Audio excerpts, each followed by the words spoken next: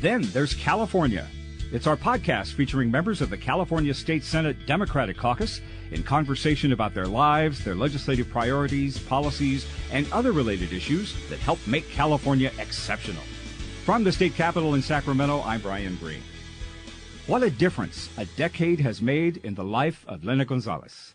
In 2009, Ms. Gonzalez was a single mom, ready to graduate college, having spent most of the previous decade pursuing a bachelor's degree at Saddleback Community College and Long Beach State, priming herself for a possible position as a Long Beach City Council staffer in the hopes of being able to support her firstborn son.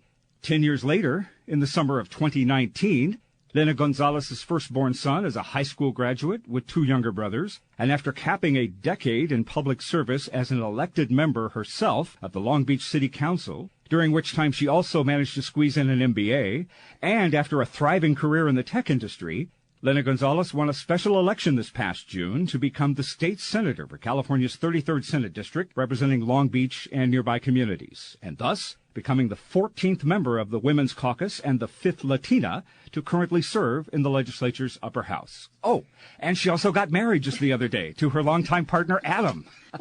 One more thing, yes. I left out a lot of impactful milestones of the last decade and longer in the life of now State Senator Lena Gonzalez. But those details are part of an inspiring story of balancing life and career aspirations, the challenges and dreams come true, with the leap of faith of being a parent, a partner, an elected official, a business person, a gender and cultural role model, while also breaking barriers and setting priorities. As Senator Gonzalez brings to Sacramento a similar policy agenda that kept her occupied serving her first district in the Long Beach City Council, while also prioritizing the current needs and future expectations of her much larger 33rd Senate District and those of the entire state of California. No pressure. Our newest Dem Caucus freshman senator is with us here, Senator Lena Gonzalez. Welcome to Then There's California. Thank you so much, Brian. I couldn't have said it better myself. This was like the best introduction. Thank you. Lena Gonzalez, this is your life. And welcome to the State Senate, too. Thank you. Thank you very much. It's been really great. Exciting, and being thrown into a state budget and wildfire package. Exciting, but also challenging, but I'm ready for it. It's great. You hit the ground running and getting married, too. So congratulations. Yes, thank you. We'll add that to your list of greatest hits. Right. So I want to talk about your family and extended family as well in a moment, but first, that boilerplate question from the start. How does it feel after years of being a local elected official and now representing 1 million people in one of the most diverse districts in the state? So you've gone from the 1st district to the 33rd district. So your constituent family has grown. How does it feel? It feels really good. I think the district of the 33rd looks a lot like the council district that I represented. Majority Latino, like over 60%. We're near a coast. We still have issues, around environment. There's just a lot of complexity that battle tested me in the city council to get me prepared for serving on the state senate side. So it's been fantastic. Reflect for a further moment on that last decade that I went through at the outset and how it got you to where you are now as a state senator. It sounds like a typical millennium juggle, work, school, and family. Tell me about that last 10 years from there till now. Yeah, 10 years of just challenges, 10 years of success, but just hard work and perseverance. I think, seeing my parents work really hard, be politically involved, community-oriented, heartfelt, humble. I've always kept that as a value, and started off as a staffer after working in the private sector for some time, and kind of started my way 10 years ago in the public sector.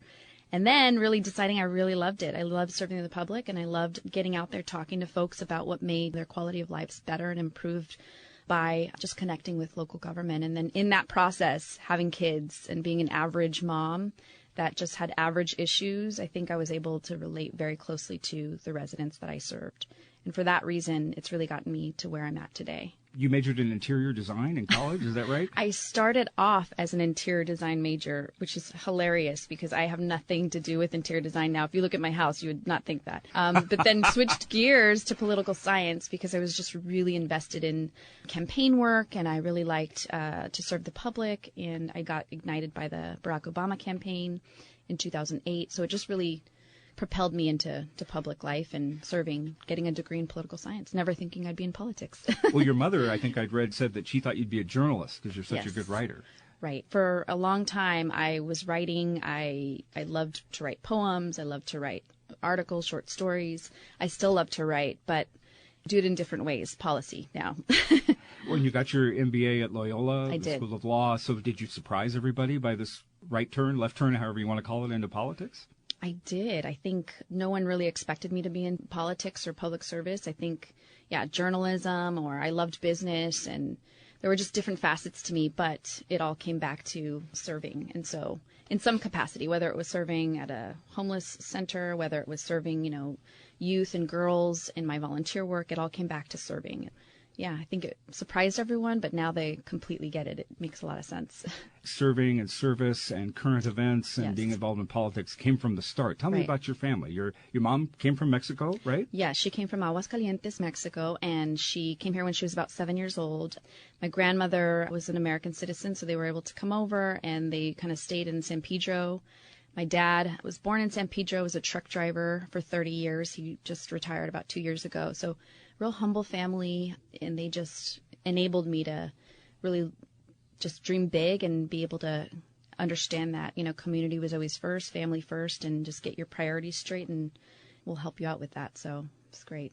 And what you could say is atypical of many families. Your mom also worked, too, out of the house, right? She worked in tech, isn't that right? She worked in aerospace, I think I read. Yes, and my mom currently works in tech, but she had this crazy dichotomy, of a father in labor and then my mother who worked up the corporate ladder. So I had, business and labor in my background, and that's sort of who I am now, too. What were some of the lessons, morals, mentorship that they instilled in you growing up? And your brother as well. Yeah, both for us, it was always just family first. My dad would always just tell me, at the end of the day, your family is just always going to be there. So just remember, take time. To this day, I visit my grandmother in San Pedro about every weekend just to make sure, I connect with her. She's our only living grandmother, and her birthday is this Sunday, so I'm excited to celebrate with her. Wow, what a busy month. Wedding last week, I grandmother's know. birthday next Let's week. just tack on one more thing, right? Yeah. But, family first, but my dad is a person of integrity, and he's very honest, and he said at the end of the day, you just got to make sure you're honest and keep your values straight no matter what. What were the conversations at the dinner table like with that combo of support of family and the circle of family, but also looking at the outside world, the politics, the current events? What Yeah. did you guys talk about? We talked about everything. I mean, obviously, being a family, a Latino family, my father actually moved us to South Orange County, if you will, because of his job. And so pretty big shock because we didn't have a lot of families that looked like us on our street. But my dad worked hard. They bought a nice house. And for us, it was always about our culture and our heritage and being able to share that with others. So they had a lot of family parties, and we brought this kind of vibrance to our street and to life in South Orange County. But a lot of our discussions were around issues of immigration, my mom coming over and just kind of telling her story, and just be reflective of working families, because that's who we were. And we just talked about those issues. And my mom to this day, every Sunday, will watch Meet the Press, whether it's screaming at the TV or it's, but she is extremely involved and always loved to bend her ear on major policy issues. She's like my first go-to. It sounds like that's where the fire was lit for you with Yes. a lot of the political work, the advocacy you did as a younger person with Young Dems Right. and the phone banks and all of that. That's Yes. where it all got started. Absolutely. I was part of the South County Dems in Orange County, and then became president of the Young Dems when I was interning with Robert Garcia as mayor, and then president of the Democratic Club. So I've always been involved. Well, fast forward here to the last few years, serving in the Long Beach City Council. You worked full-time Yes. as a corporate affairs manager at Microsoft. Yes. How did you get there? I needed a job. Believe it or not, we're part-time on the Long Beach City Right, Council, right. which is unfortunate because we're a city of 500,000. But I needed to be working, and so I wanted to work in business, but I wanted to work on a corporate responsibility, social responsibility side. So I found this opportunity. I actually started off as a business representative, and then got an opportunity to work in social responsibility. And I loved it. It was wonderful to be able to work in that scope for a large corporation. Obviously, you had to give that position up to come work full-time here in the legislature. That's correct. And I know you are proud to serve the 33rd Senate District, Yes. but was that hard to have to say goodbye to that job? Yes, it was difficult. You figure I still have a family I have to put food on the table for, and I gave money away to, LA area nonprofits, and now I'm asking for money. So it's a little bit different. But I think it was a great experience for 5 years to be able to help some really great organizations and to work on data projects and criminal justice reform. But I think switching gears, again, I've always come back to public service, and I think this is where I want to stay, and I will continue to flourish. While you were doing both, Yes. How did you do both? How did you manage the private sector while that night being at the dais of the Long Beach City Council? It was really tough, but having an amazing staff. I had a full-time staff at the Long Beach City Council. Fortunately for me, I had a great staff who knew how to balance my specific role, which, had a big job. And Microsoft was great enough to be super flexible. I worked from home. I was out on the road. It was a juggling act, but I made it happen and excelled in both positions, fortunately for me. But it's tough. I'm glad to be able to focus on one job now. But you still have connections in the tech world, yes, so that's good. That'll absolutely. be helpful. As far as I know, you're the only legislator, if not the only senator here, with the tech background coming into the legislature, right? I believe so, which is exciting. Let's talk about your immediate family. Sure. And also being a single parent, how difficult that must have been with the full-time jobs or looking for work and also the full-time school load. Yeah, I'm very good friends with my son's father, so it wasn't necessarily a true single parent, but we were apart for a very long time. And it was difficult. Being a mom at 19 is not an easy feat, but we raised our son, again, close to family to this day. He's excited to see both mom and dad. He's 18. He's going to community college. He's got his head on straight, and he's just a really, really, I feel like if I'm successful in anything, raising that son at such a young age with the support of his father was just really, really a big accomplishment. Thank you. You are part of a blended family now. Yes. You have your older son. Your husband, then partner, brought a son into your relationship, and you both have a younger son together. So that's not uncommon. How did the blend of the family come together over the last several years? Right. Being in a blended family, it's so amazing, but it's also got its separate challenges. But I think for the most part, again, we've created a really positive environment for these three awesome boys that are going through milestones at each 18, 12, and 4, like complete nightmare ages, but also really fun. But they have together been completed our family, and they've been such a great unit together as boys, and we just love having them. And it influences my policy making. It really does. So I'm really appreciative that we had our families the way they are. Mom has had a few milestones in her life the last several years. How have the men in your life, the ones who are old enough to have an opinion, how are they doing with this? Are they supportive of the career aspirations and successes you've had? They absolutely have. They've been my number one sort of champion alongside me. They've just been incredible because I've put them, you go through a grueling campaign where people are going crazy. You go through getting elected and kind of figuring yourself out, living half the week in a different city. We've just had to talk a little bit more as a family to, what this all means, but it's been tough, but it's also been rewarding knowing that their mom is doing some great work. And I hope that they can see the work that I'm doing and hopefully do similar work in their capacities as young adults. Has it taken some calculated planning and parenting then to be away from home 4 days a week and then come home on the weekend and have to catch up on everything? How do you handle that? And I acknowledge the fact that that's typically a question we ask the women. We don't ask the dads. Right. We don't ask the guys. Yeah. But I know it's tough. It's Yes. actually tough for men and women Yes. that have to leave home, particularly legislators here in Sacramento. Right. How do you handle it? It's tough. It is tough. We have to just completely carefully plan everything. And I think for me, yes, it's a question I get asked often. And it's fine because it's a big part of my life. When I ran for office, the first thing I said was, aside from being a city council member and a Microsoft employee, first job I have is being a mom.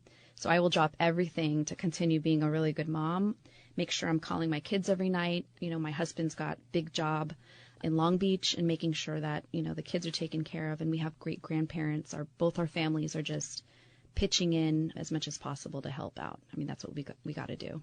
Are your colleagues here in the legislature supportive of that priority? Because you're not alone in having that priority balance. Yes, they are fantastic. I've just been connecting with a lot of legislators on both houses and just talking about advice and ideas and suggestions. And a few of them have said, we're going to get through this together. We've been through this. I've been in the legislature for 12 years or for 2 years, and this is what I do. So it's been great. I think it's interesting because, I'm I think this only senator that has kind of a smaller kid. I know Senator Allen has a baby, and Yes. Senator Dolly has I think maybe 10-year-old and up. But I have like a 4-year-old, which is kind of an interesting age. But it's also really great because it gives us a new idea of what the Senate could look like in the future. You were victorious in the special election in June to replace Ricardo Lalo, who was elected in November to be our state insurance commissioner. He was very popular in the district. He endorsed you.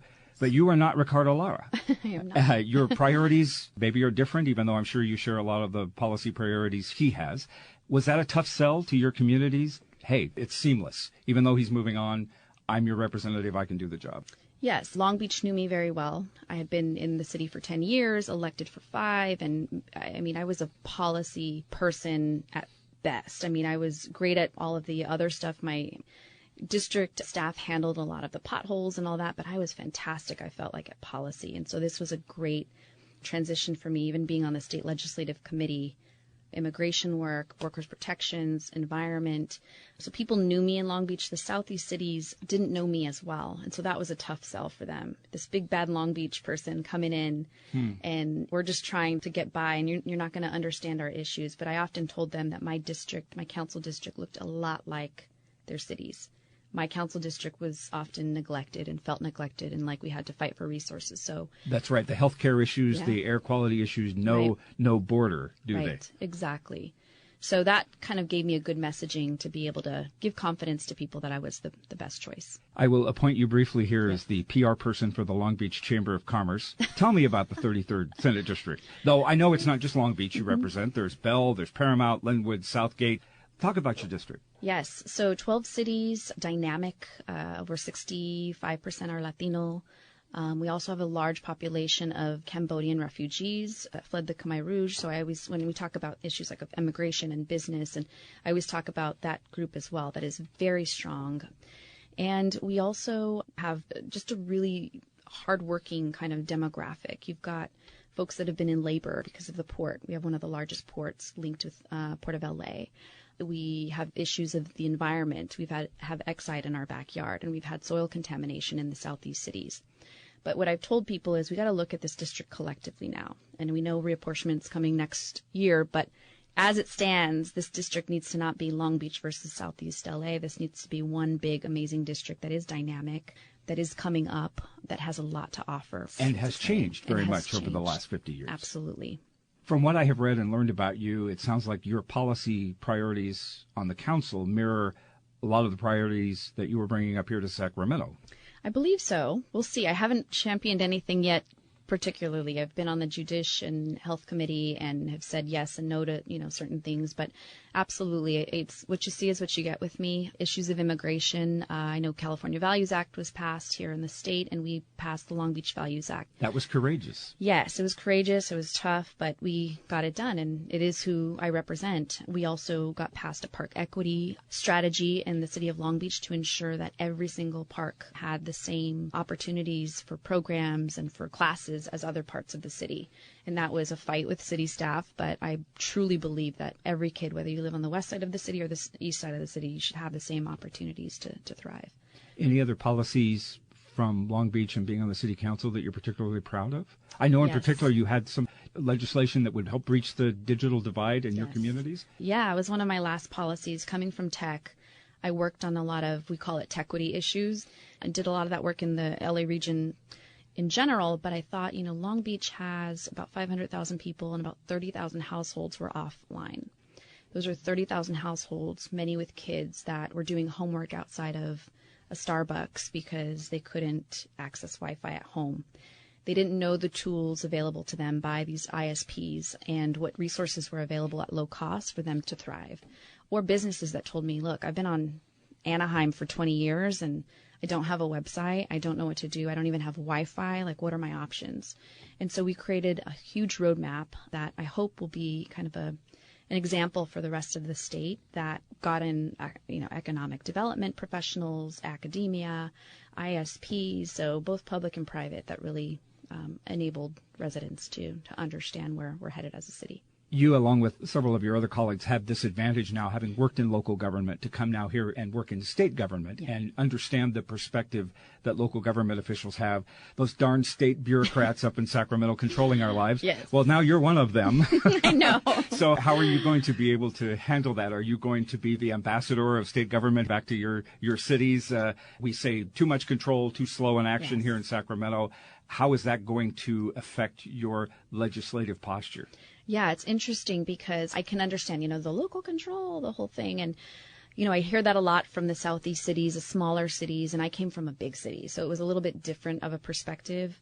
So we always, for the most part, had a great relationship with the state, and we drove a lot of policies that would influence state policy on the Long Beach side. So that was sort of a different perspective than, and I'm trying to actually understand the smaller city perspective, because I do understand that it's a little bit more difficult to get your voice heard, and or when I'm going to some of the regional boards and groups that, they feel that they've kind of been trampled on with their rights. So I'm getting involved. I've got a policy liaison in the district, specifically working with, city managers and elected officials to ensure we get it right.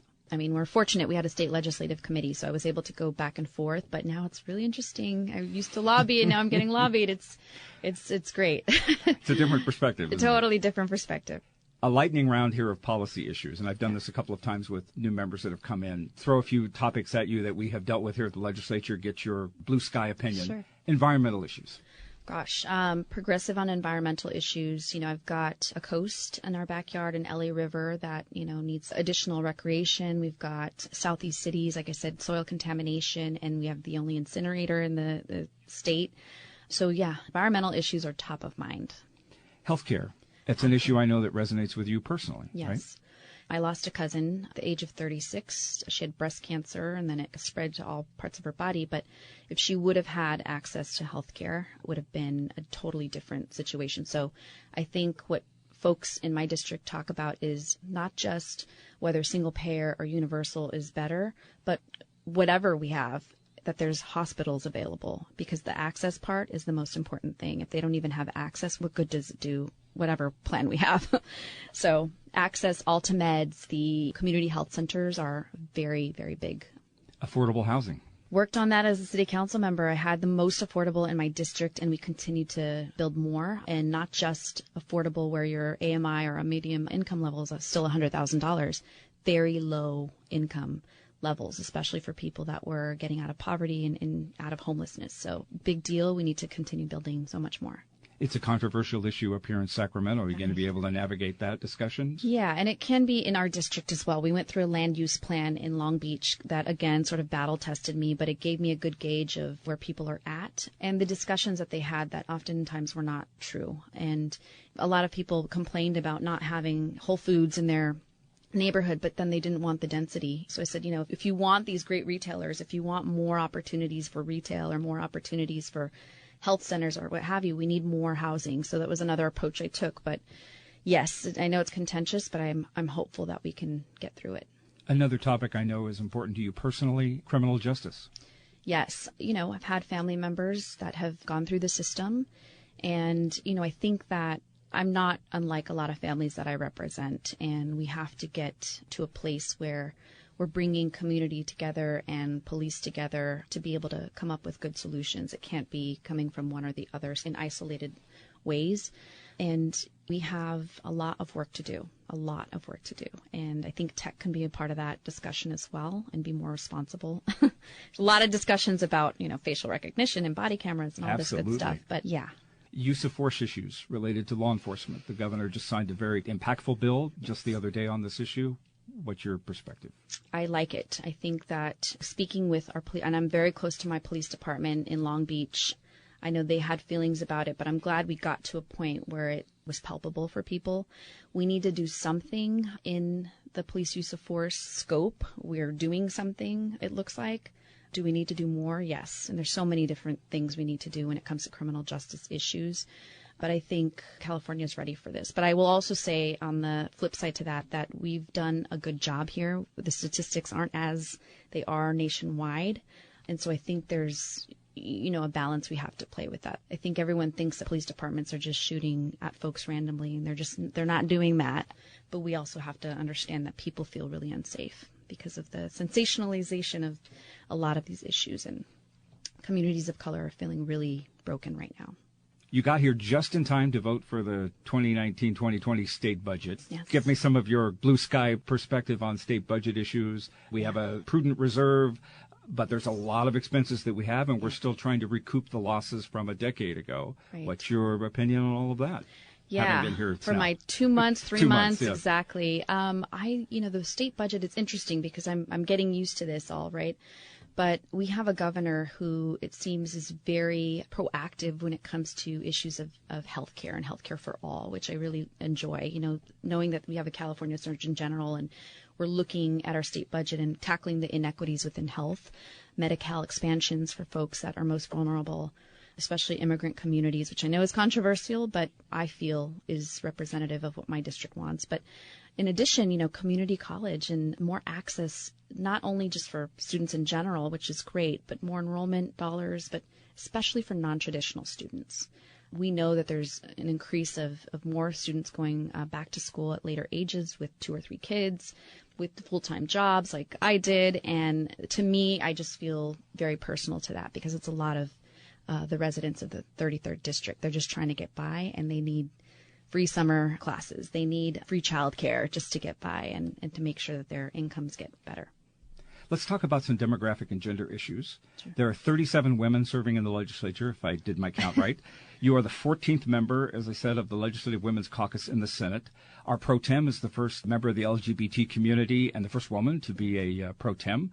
You are the 5th Latina number 5 in the state Senate, and there are 29 members who identify as members of the Legislative Latino Caucus. The numbers expand and contract over the years. Share some of your insight or feeling about coming in and being part of this growing and diverse family. It is exciting. Yes, I've been hearing 37, 5, first. It's so exciting. And in Long Beach especially, we always talked about as well that I was actually now the only woman statewide to represent Long Beach. We've got 5 other men like Tom Umberg and Steve Bradford and Speaker Rendon who all represent pieces of Long Beach, but now we finally have a woman back in the state representing our large city.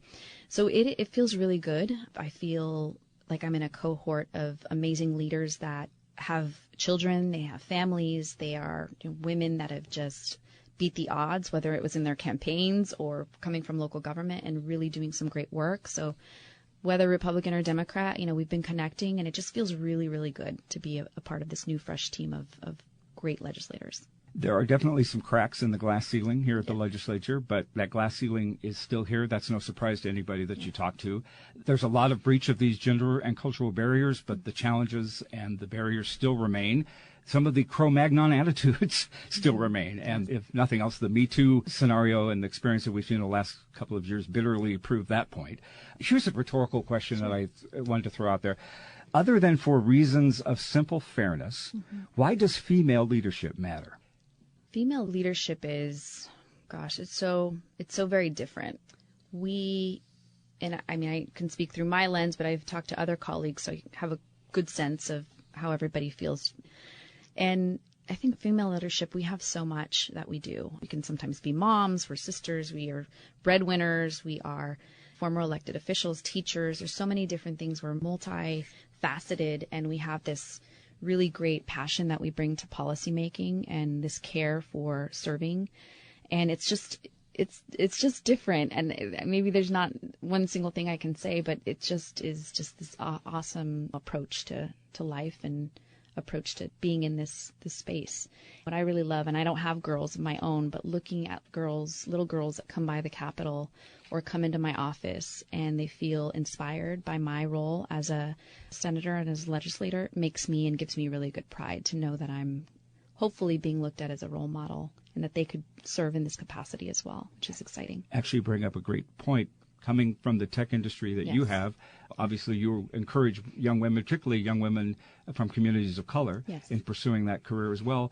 And despite the diversity or despite the open-mindedness and progressiveness that the tech industry projects, there's still a glass ceiling there too. Yes. At Microsoft, oftentimes I was the only woman, definitely the only Latina, and my role as a corporate affairs manager was definitely to look at areas like South LA and Boyle Heights and Pacoima.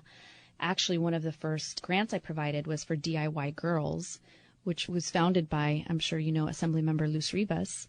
And she had this amazing group in the northeast portion of the city of LA. And it was fantastic to be able to allow girls the opportunity to create patents, for solar lights or to take a summer coding camp. And I see a lot of that in the work I do now, is being able to inspire young girls and young talent to hopefully legislate and create policies and do all the same good work. You have talked about having to push against some of the attitudes and jealousy from people in your career who possibly were uncomfortable about your position in the council as a woman leader, even running for office. Yep. How do you handle that? Were you respected in your leadership positions in the private sector and in elected office? Yes.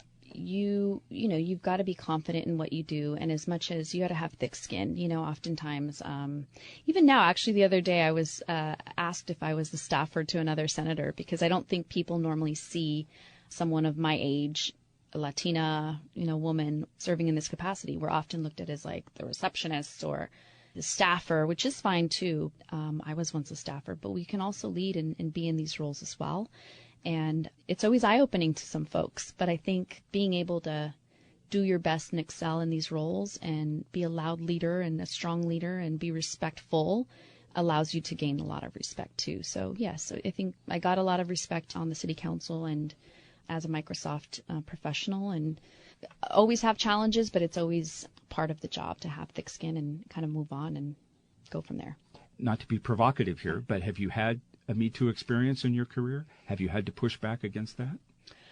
I think when I was younger as a staffer, because you are new, you're meeting people and you're bright and shiny and you're positive and you're just always have a smile on your face. Yes, I think people have tried to take advantage or they've said inappropriate things, and it doesn't hit you sometimes until the next day or a few hours later, and you're thinking, wait a second, that was totally not right.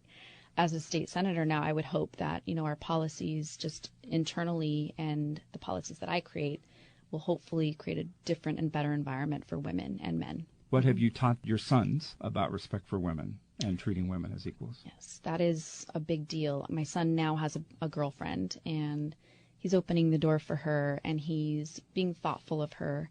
And I appreciate that because we've raised him as being a kind person in general and talking to him directly about issues. And so I think being that open and communicative person, it's enabled him, I should say, to be a really good boyfriend, which I'm very proud of. That's sweet. Yes. I know you've had to show an assertive streak on the baseball diamond.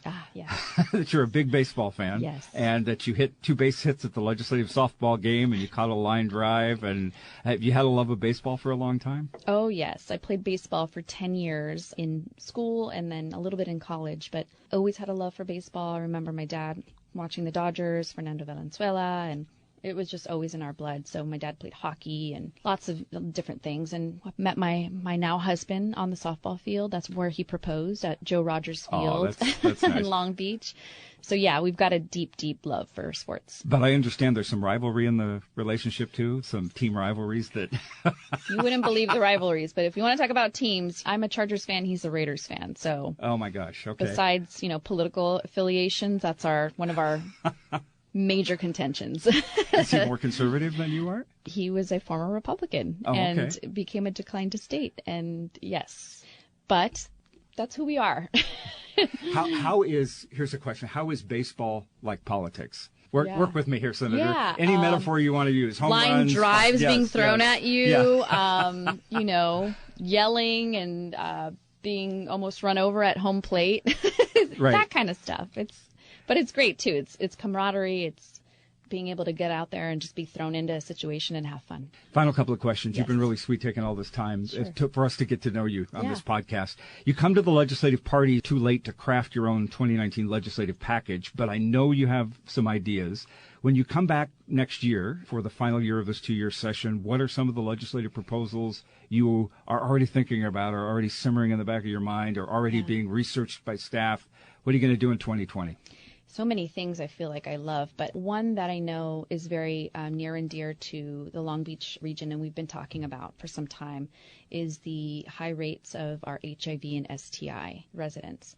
And we have a large LGBTQ community, but we also have a lot of folks that just don't know that they have this disease, or they may have this disease. And so we've been working very diligently with our health department to really do some outreach, but we think that we can possibly standardize testing throughout the state, or at least pilot it in our region. We know now that some hospitals, when you ask for blood panels, they don't take, or you may ask thinking that you're asking for an HIV test and they may not take that, and then they'll go to you and say you're fine. So we want to make sure that we're just digging in to this work with our health departments and our hospitals to ensure that we can hopefully do a little bit more work when it comes to HIV tests and STI tests. So that's one. Mm-hmm. And then being a mom, issues of early education are going to be a big deal. Issues of children's mental health are top of mind. Of course, the environment. We still have remediation left on Exide, and it's not moving fast enough. I don't know if that's necessarily a bill, but it's definitely top of mind to make sure that these communities get some relief. But there's lots of other things I can say, I'm sure. Port issues, yeah. Right. Lots. Oh, absolutely. Yes. I know you'll have a full agenda yes. come next year.